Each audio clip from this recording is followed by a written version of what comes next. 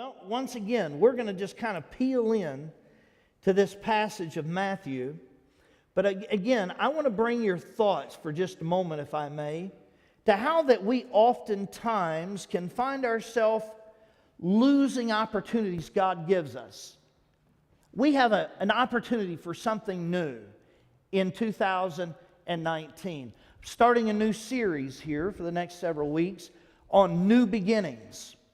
And I believe that we need to understand that we have opportunity for new beginnings. I know that life, some of you have lived long enough now that it seems like no matter how much you want to do something different, no matter how much you want to see something change in your life, it seems like every time you try, you find yourself right back at the same spot again. It reminds me of when we were driving not too long ago, and as we were driving, we weren't driving, we were walking. It's when we went to New York. We were walking, and we passed this one spot and kept walking, and next thing you know, it's like, wait a minute, that looks like the same spot. Wait, I think we're going in circles, right? Didn't it feel that way? And there's nothing worse than feeling like you're making good leeway, you're making good ground, only to find yourself staring at something that you thought you got past. And now you're facing it all over again. Maybe you've never been there. I have many times in my life. Lived long enough to see that happen almost more than I care to admit. But that's life. And it happens. And sometimes it's not even the very same thing. It's just something that looks like something that we've gone through before. But it's like with a different face. You ever have those moments? Where it's like, wait a minute, I think I've been here before. Not the same person, but I'm dealing with the same issue. All right? And we can all find ourselves in that place. Well, this morning, I want us to look at Matthew and chapter 9. If I didn't tell you what chapter, you can go to chapter 9.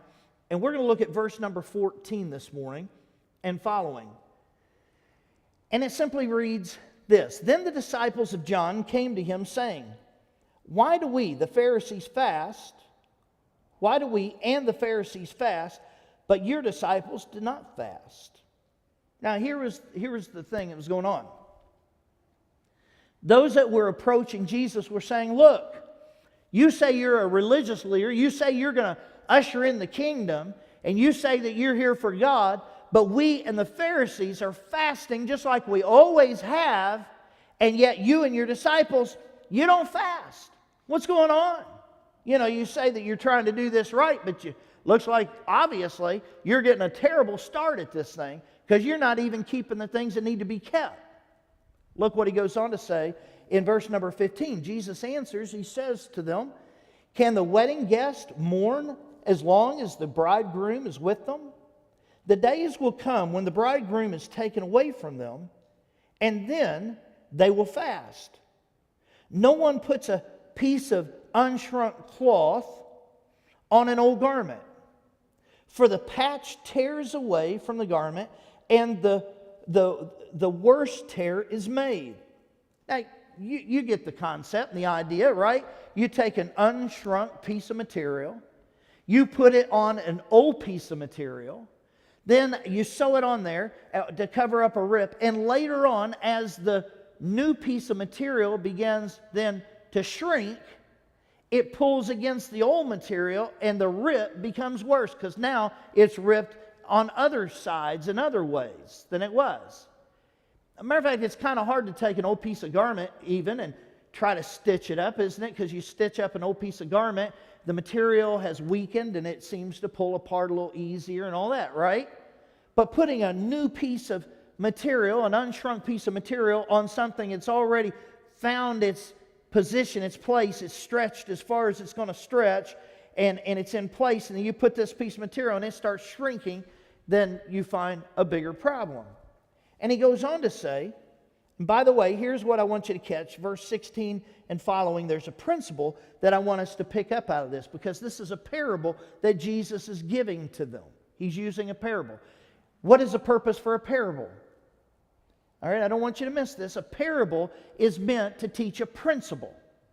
A parable is meant to teach a principle. So a parable can apply in so many different ways. It's not pigeonholed to just one thing, but in this regard, it's talking about fasting, and I'll explain that here in a few minutes, but that's not my message. We're going to use this principle to help us understand about new things. Let's look at verse 17. It says, "Neither is new wine put into old wineskins." Now, today they put wine into bottles, but back in the day they put them in wineskins. That was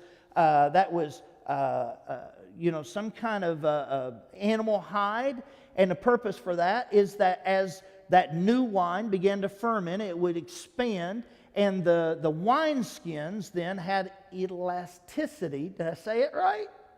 Praise Jesus, I couldn't get that right in the first group. Elasticity, and it would stretch, and then the wineskin would hold the wine, everything would be fine.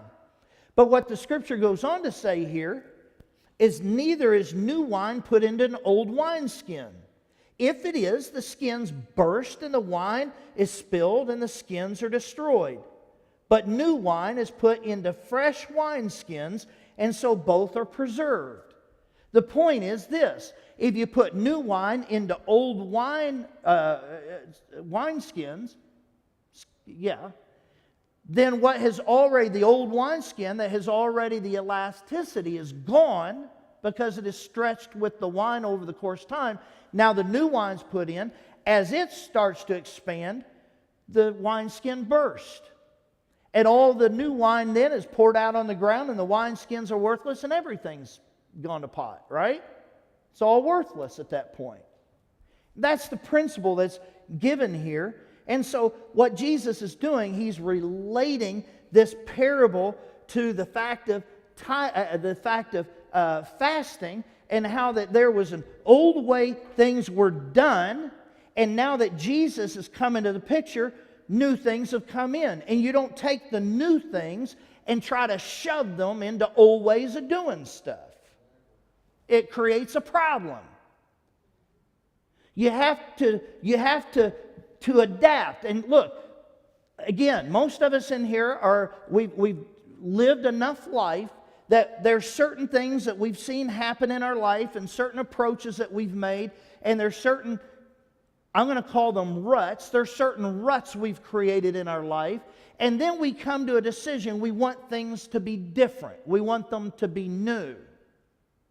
Now what I'm going to do is I'm going to relate this wine as being the wine of attitude. Our attitude is the new wine.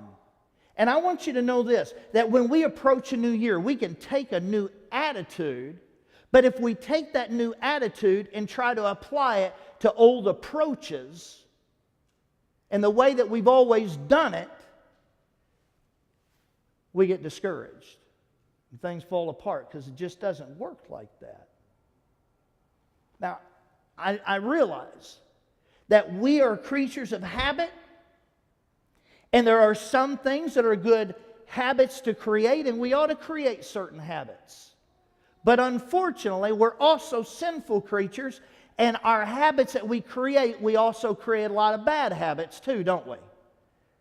But there are bad habits, and we get comfortable with those bad habits. And you know how I know you get comfortable with them? Because there's some of them you might not even like, but you can't get rid of them. They're like a bad relative that moves in with you. And you want them out, but you can't get rid of them. That's what some bad habits, and then we just resign to the fact that they're here and I'm not going to be able to change them. That's just who I am, and we resign to that. But then we take on a new attitude and we try to approach it with still the same old actions. The actions being the wineskin. So, if we try to take a new attitude, put it in an old wineskin, a new attitude, put it into old actions, then we seem to get discouraged. And here's what Jesus was saying. All right, before Jesus came into the picture, they fasted. They spent a lot of time fasting. And Jesus said, now that the bridegroom is with you, that what's the purpose of fasting when you're in the presence of Jesus and you're spending time with Him and you're there physically? That's what was going on in the moment. But now we know Jesus has ascended into heaven, and there still is a call for us to fast. So it's not like fasting is gone. I'm not trying to imply that at all. We still should fast today. Some of you say, what in the world is that? Some of you say, yep, that's what we ought to do. Probably you haven't done it forever. So it's one thing to know what we ought to do, but it's another thing to apply it and to do it. But the attitude should be different. It's a different approach. It's not the same as it once was. We talk about taking a new attitude. And we take that new attitude. If we are going to see things change, we have to have a new action that follows that new attitude.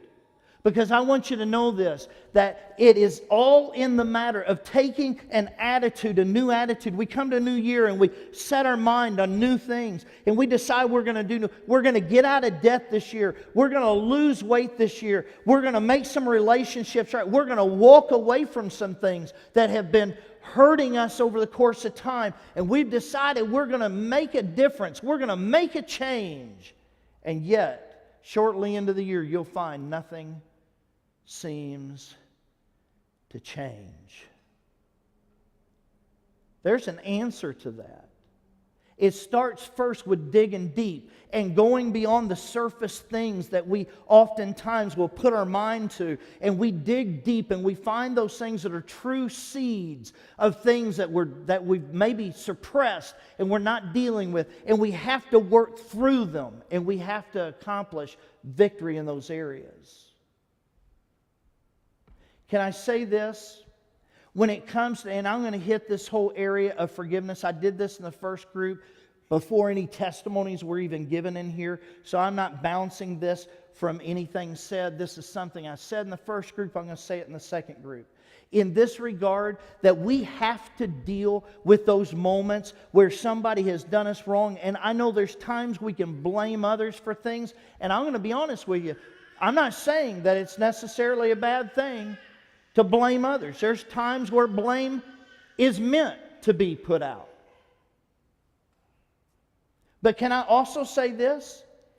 When it comes to things that have happened in our life, I don't know your backgrounds. I know some of your backgrounds. I know some of you have had physical abuse in your family over a course of time in your life. Whether it be a parent has physically done things to you, and I don't mean just whipping you. I'm talking about have done sexual things to you or have done some horrendous things to do some hurtful things in your life. And I want you to know that there are those who have been hurt emotionally, physically. Maybe there's some that have been abused physically. They've been, not just corrected for doing wrong. They have been literally beat. There's some of you that have dealt with a lot of things in your life, and you are holding those down inside of you. Then on the other hand, there are others of you that maybe you've not gone through that.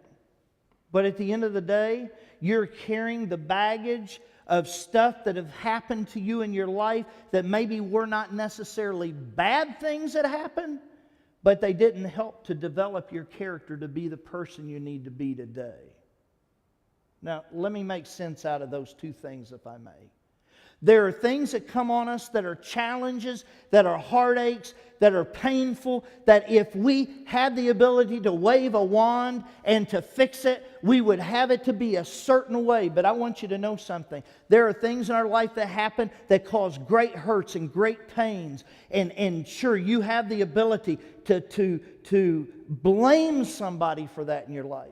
But if you're going to blame them for the bad, you have to also blame them for the good things too. Or you'll never find healing. If all you do is blame somebody for something they've done wrong to you, and yet you don't look at the good things that came from that, what does that mean? I have had things to happen to me over my life that I can blame other people, and I could very well. But let me tell you this. I wouldn't be half the man I am today if it hadn't have been for those things that happened to me in my life. And if I'm going to blame somebody, and maybe they deserve some blame for something they did that was against me or that hurt me or that caused me some great heartache or great pain, I also have to be thankful for the things that I have to blame them as well for some of the things that have caused me to be the person I am today, and I thank God for that. You know what? I don't know all the story of your background, but I can say this. I'm very thankful that God has you here today and that you are who you are today. I thank God for the person you are today. And you would not be the person you are today had it not been for the experiences you've dealt with in your life. I've heard of people who've been raised maybe by very loving parents who cared for them so much, they did everything for their kids. I mean everything. Have you ever met somebody who's had everything done for them? Right? They're a little irritating, aren't they? Because they want everything to go their way all the time, every time. And when you're around them, that's just because that's the way they've been treated and they've been raised that way. And I want you to know this. Listen to me. I know that there are times where we wished our parents would have done things a certain way because that would have been a whole lot better had my parent done what I want them to do here or this. But I want you to know this, that if they always did what you wanted them to do, then you would find yourself in this place. And here's this place I want to explain to you. I've watched people who've had everything done for them. They grew up, they became an adult, they got into a relationship, and they expected their spouse to do everything for them all the time. No matter how they acted, no matter if they treated them dirty or mean or hateful, they still expected from that person to treat them the way they have been treated over their life, only to find in their relationship they eventually get divorced. And that parent who meant to do well to their kid, meant to love their kid by doing everything for them, really in reality hurt their child by always doing everything for them. Because they never learned how to have to pull up their bootstraps, how to learn how to deal with not always getting their way. I want you to know today, all of us can look at somebody else's life and think that somebody else had it better. That somehow or another, had your life been like their life, you'd be a better person today. But at the end of the day, you wouldn't be the person God wants you to be. Today, you are the person God wants you to be. He wants to take your experiences that are not only those things that have hurt you deeply, but understand it's through those things that hurt you deeply that create the strongest character in you. A person who sculpts a beautiful sculpture. Again, when Betty and I went to Rome, we went to the Vatican and we just got more pumped in our brain of art and stuff that we're like, I can't take anymore. 2 hours of that, and then it took us 45 minutes to find an exit to get out of the place. I mean, it was so chock full of, your brain hurt. But to look at some of those sculptures that had been chiseled out of stone, and somebody says, wow, that's amazing. How do you make such a beautiful sculpture? And you know what the answer is of a sculptor? He'll say, I'll just chisel away the things that are not supposed to be there. Do you realize in your life the reason hardships and heartaches come in our life is in order that God is chiseling away the things that don't need to be there in order that we can be the person He wants us to be? If you're going to find yourself in a place to where you are going to, that you have all right to blame somebody for things they've done in your life, you have to also come to the grip and come to the reality that not only do you need to blame them for the bad things, but you also need to blame them for the good things. I learned this principle. My dad taught me this years ago. I remember I was in a relationship for 1.5 years with a girl. I dated this girl for 1.5 years, and it all fell apart. And I had one of my friends look at me and say, boy, that was the biggest waste of time, huh? That would typically be the right attitude, right? Yeah, I wasted 1.5 years of my life, that relationship didn't go anywhere. I said, you know what? I said, the reality is, my dad taught me this well. It just flowed out of me. I said, you know what? Reality is, I learned a lot of things not to do next time. No, I wouldn't have changed it. I'm glad it happened because now it's going to help me be a better person in my next relationship. I know what to watch out for. I know what within myself I need to allow to happen and what not to happen in my relationship with somebody. Every experience we deal with in life, we can either totally shut it out, shut it down like as though it's not that it has no value to it. But my friend, regardless of what's happened to you in your life, it's not a matter of what's happened to you. It's a matter of what you do with what's happened to you that counts. You have to take those moments and you have to not only see the bad things that have happened with it, but you also have to see how it has brought you character in certain ways that you would have never had. And maybe you're so in the middle of it all right now, you're still not seeing that part yet. But be patient and know that He, which has began a good work in you, will complete it. He is the sculptor. And He is the one knocking off the rough edges. He's the one that's developing this beautiful sculpture. Amen. And I guarantee you the stone wouldn't say, hey, take that chisel and hit me right here. We ain't going to ask for it. We don't want it. But that's what the sculptor does. Because there's a greater picture involved. There's greater things in mind. And I want you to know this. You may be here today and you may say, Pastor, yeah, I want to see something new happen. I want to see that happen over the course of my life so many times, but always end up back at the same place. It's because you need to change not only your attitude, you need to change your action. Because application makes all the difference. If I want something to be different, then I have to do something different. You want to be in the same place you're at right now this time next year? Just keep doing what you're doing right now. And you'll be in the exact same place you are right now this time next year. I don't care how much you change your attitude. Change your attitude all you want, but if your action doesn't change, you'll end up in the exact same spot next year that you're at right now. You've got to change your actions. What does that mean? Well, let me make application to this on this area of forgiving other people and dealing with that whole thing when people done you wrong. I can't make anybody do this, but I would certainly counsel you to this.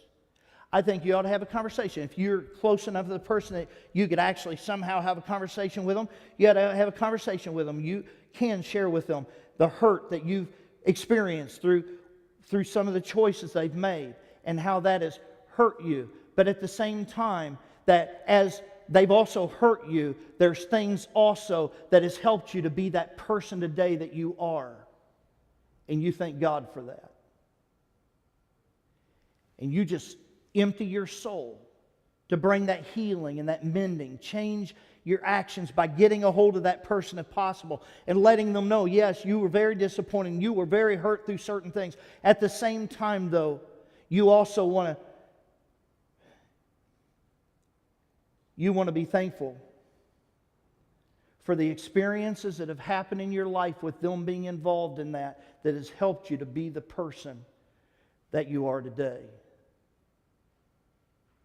And I'm just telling you, when you come to grips with that in your own heart, your own life, things will begin to change. New wineskins happen. You're pouring in a new attitude with a new action, and then you're going to find that is exactly what's going to make it work. But if you keep pouring in this new attitude and you continue to do the same old thing you've always done, that's why you're not having victory on your diet that you keep trying to put in place. Because you keep doing the same old thing. Betty and I, when we were younger, we went through a really hard time financially. We made some really bad decisions. And the bad decision was this. It was to spend every penny that we made. You say, well, Pastor, now why you make it is so you can spend it. We spent every penny that we made. We obligated every penny that we made. Well, then your wife gets pregnant. And then the place she worked at was in the mall, 16 plus, and she was the assistant manager at 16 plus, and they go belly up. And they shut down. Now she's pregnant. Nobody wants to hire a pregnant woman because they know they're going to have to take medical leave and all that, and they can use whatever reason, but at the end of the day, it's hard to get a job if you're pregnant, especially if you're quite a bit along in your pregnancy. Nowadays, it might be a little different, but back in that day, it wasn't going to happen. Now we have less income coming in, but we're still obligated because we set all the money we were spending. We were spending all our money and obligating all our money, and now our obligation was more than our income. That's not a good place to be. Anybody ever been there before? Okay?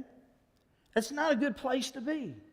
And we found ourselves in that place, and we decided we need to break from this. We need to get out of this. We need to change things. And so what we did was we started applying old principles of how to get out of debt and all that kind of thing. And so what we did was we were counseled to take our largest indebtedness with the biggest interest that was there and first get that paid off, because you want to get rid of that high interest that you're having to pay on this big bill, and chew that down. And when you get rid of that, go after the next one, and so forth. So we tried that 3 or 4 times, and for us, it did not work. It did not work.